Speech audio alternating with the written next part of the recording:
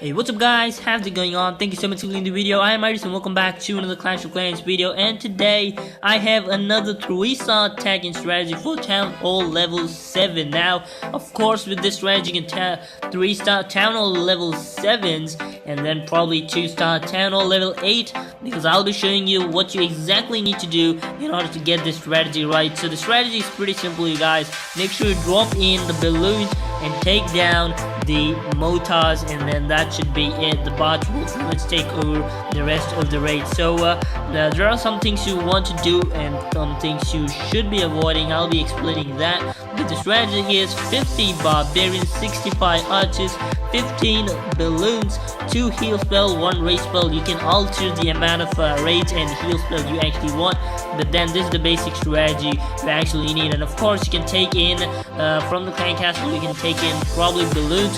Level 6 is preferable, or you can probably take in giants as well. They'll probably help you do the bot's job if you don't want to take in balloons. So make sure you're taking clan castle troops, and in this case I'm not taking clan castle troops. So let's get going into some replays, and let me just explain you how the strategy actually works. Okay, so up first we have this base. Now the strategy is pretty simple, you guys. All you want to do is make sure you take down the mortars. That's all is what you want to do. Make sure you take down the mortars, and then the bots will pretty much do the rest of the job for you. And of course, if you take clan castle troops, you probably know what you can expect from the strategy itself. Now, of course, I'm not taking in clan castle troops, and that's the reason why I'm actually not in a position to not in a position to take down the 3 air defenses. But the balloons did a pretty decent job. They did take down most of the buildings, and now once most of the defenses are actually down, the biggest threat is of course the multi-mortar, because the archers, while they're in range, the multi-mortar, even though it's way behind, will actually deal with these archers and kill them down. So that's the reason why you actually want to take down the multi-mortar, and of course in that way you can probably get through that loot and all that stuff, goodies inside the middle. So of course you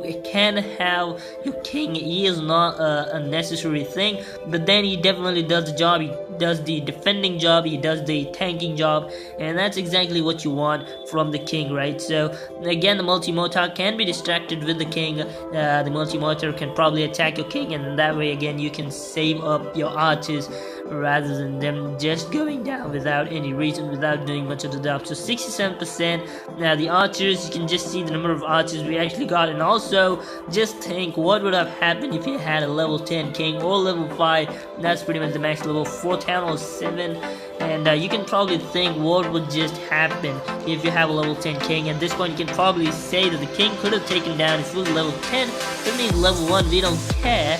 And the archers are doing a pretty great job. They actually took down the most of the defenses while the king was being attacked by the cannon and the archer tower and all those stuff. So 93%, we're definitely going for the win.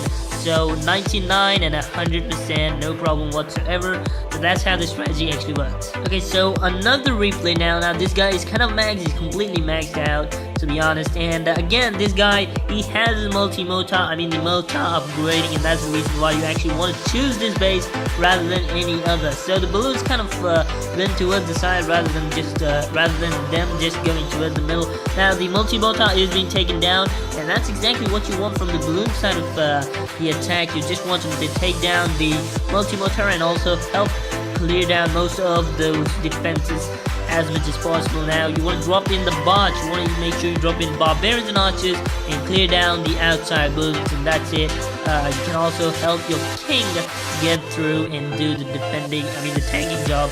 Probably the Barch will survive for much longer. So the strategy is pretty simple, you guys. And of course I don't have clan castle troops, and that's the reason why it's really hard for me to get hold of a 3-star. But then if you have those clan castle troops and level 10 king, you can probably 3-star any town or 7 bases. I've seen this strategy being used more, and that's the reason why I'm actually using this right now. And this strategy is really great. And look at these barbarians, they're actually they're targeting the wall, but then they're going somewhere else. That's really bad to see.